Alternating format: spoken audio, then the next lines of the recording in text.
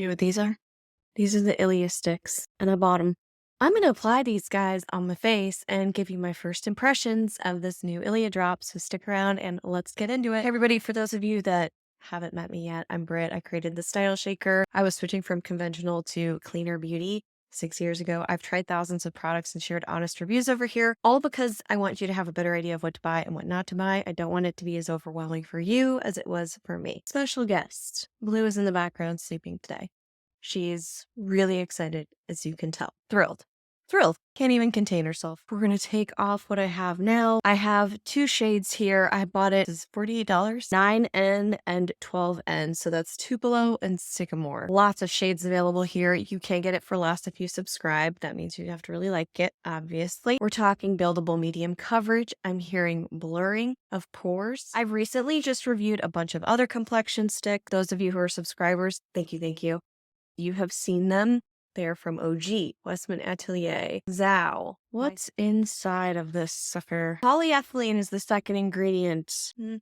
Ethyl palmitate mica capric. Good Lord. There's a lot of squalane's in here. I don't think my face likes a lot of squalane. I don't know if that's true. I'm not against synthetic ingredients, especially because sometimes that's a more sustainable resource. You know what I mean? As long as they're not compromising on safety, I'm for it. So I'm going to prime my face like I normally do. I'm going to use a couple of drops of face oil, and then I will apply some SPF on top. Today, I'm going to use the Say Sun Visor. This is how I usually apply. If you use a primer that you really like, let us know more about it in the comments. I am just not a big fan of primers. I know a lot of people like them, so if you could do me a solid, do people even say that after 1975? Then let us know what your favorite go-to primer is in the comments. I know ILIA does have a primer as well, so there's that. This is actually beautiful. It's stamped on top. This little notch, there's a little, kind of makes it easier for you to grab. I think that's why they did it.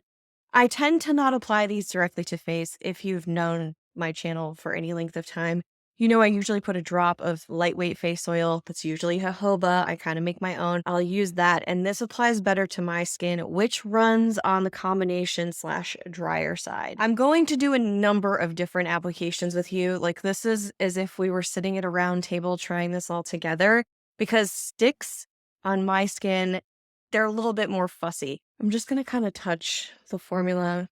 It's very creamy, and I can see how they're calling this medium buildable coverage. I'm not going to go stick on face just because that's really never worked for me in the past. I feel like it looks really good on social media, or if people have oilier skin and it just kind of glides on, that's one thing. So I was just applying it with the finger. I feel like it did a really solid job. Pretty impressive. The coverage has never been the problem for sticks. Finish has always been the problem for me. This is just pressing it in. I would never do this normally because I have little to no patience. I would be like, okay, all right, this is 7 hours later. I can't do this. So normally I'm going to opt for a brush application. I'm going to use the softer kabuki. It's not even a kabuki. I'm going to use the softer brush here. I also have the BK Beauty 101 brush. This feels a little dense. My gut's telling me this might be a little too dense for this product. So I'm going to use the Teddy brush from Fit Glow. Either of those two are the ones I tend to lean on. And I'm just going to press it against the stick. This is a cleaned brush. Gotta clean the brushes. Not only just using this brush as a method, but do you swirl or do you press? Heavier options like the Westman Atelier, I usually swirl. This one I'm going to press and see how it does. I like that much more. So what I'm seeing up close here, this is a little heavier. That makes total sense because you're applying more with your finger. This is also giving a little bit more blurring. This is giving more coverage. So, okay. And the shade match, I gotta say, like, here's where I will draw it on my skin, just so we can see shade match here. Not bad. Let's see the Tupelo. This shade selection for me was a little tricky. Oh, that's nice. I think I like this one a little bit. I think I like the Tupelo more. That is less of a yellow undertone. I have rosy skin. I actually like to go for neutral cooling undertones to cool that out. That just works for me. I have not been consulting a color theory person ever in my entire life. I think the other one What did I say? What did I even say? I think I like the Tupelo better. Oh, look at that coverage. There is something allowing this to spread evenly nicely.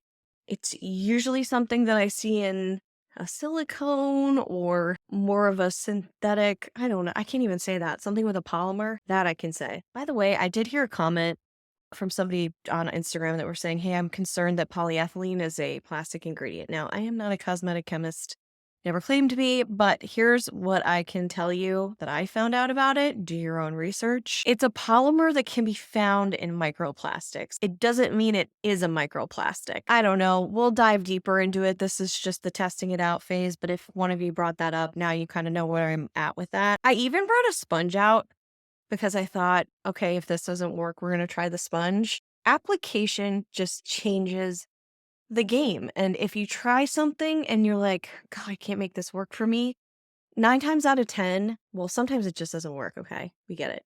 But sometimes it's just the application of it and trying all the tools that you have, trying the little drop of oil, trying something with a powder puff, a flat puff, that'll get you to kind of more of what you're looking for.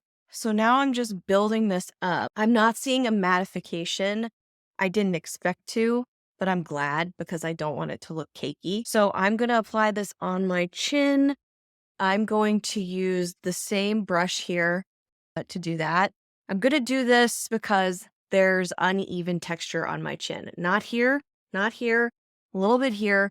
But for those of you combating uneven texture, whether it's acne or scarring, I have a little bit of that going on, so I can give you maybe some kind of feedback here. I have a dry patch on this side. Cute, cute. That's usually from hormones or diet. This little crater came through. It's doing a really good job there. Perfect? No. So let's try a spot treatment. Is this something that you could use as a multitasker? Maybe you use a peach corrector under eye and then you can use this on top instead of a separate concealer. But let's try it as a concealer. It's actually a thinner formula. Currently, this is giving really strong coverage. Let's build it up again. The building, you can start to tell that there's makeup on my face. Really not in a big way. Honestly, I rarely put foundation on my forehead. It just seems to work better that way. But for the cheeks and the chin, I want to see how it's going to wear on the chin. I want to see specifically how it's going to wear around the nose. That's usually a giveaway for me on whether or not this is a comfortable long wearing formula or something that dries down a little bit. I suspect that this might gather a little bit around the nose. It's also because I put a little bit more than normal on. One of the final things that I want to check out here, outside of the wear test, which I'm not going to do in this video, I'll do that on the full scorecard, is how it plays with other products. So first things first, setting. I have the ILIA setting powder here. That's one of the ones I like. Going to use a very, very light, actually this one. This is the BK 102. Very, very, very light. Anything with a stick, I try not to use heavy pressing on top of it with a powder like this. Tends to look cakey and kind of powdery. Let's see if that grabbed onto anything. I don't think I need the powder. Don't think it's necessary. However, as the day goes on, my natural oils in my skin will release and I probably will not see any texture. That's my guess. Color products, maybe a cream. Maybe we should try a cream on there. Oh, yeah. All right. So for color products, we're going to put a little bit of bronzer. This is the Inika bronzer, which I haven't used in ages, but I just picked it up again. And I'm like, man, I love this stuff. I don't even think I have the newest version. Definitely not the newest version. Okay. So let's see how this goes. So what I'm looking for here, does it gather? Does it get patchy? Does it fall into pores? Does it just sit funnily on top like a powder? Very good.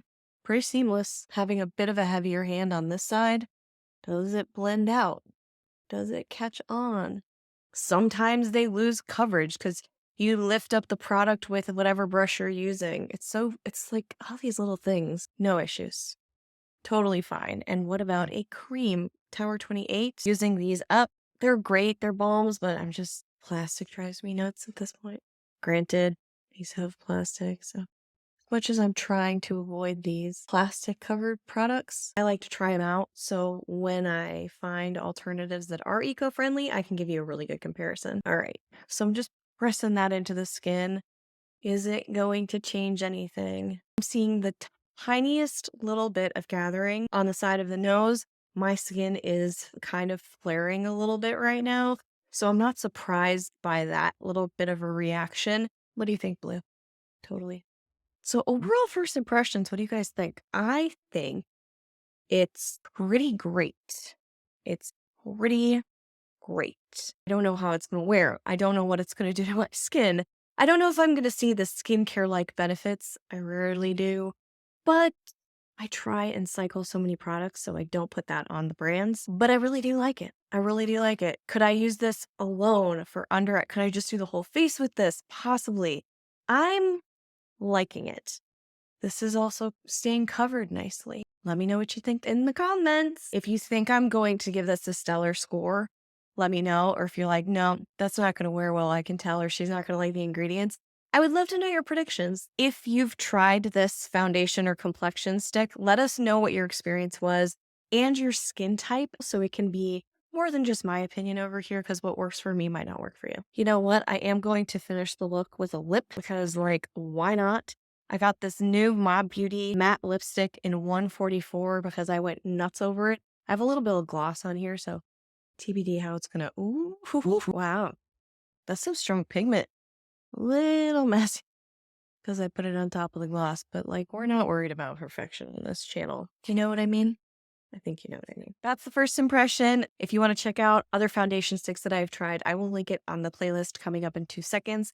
Thank you for being here. I hope you found this helpful and fun or entertaining or all the above. And if you did, don't forget to leave a like, subscribe if you haven't already, leave a comment below to let me know your experience or if you think this is going to be a winner. And we'll see you right back here real soon. Until then,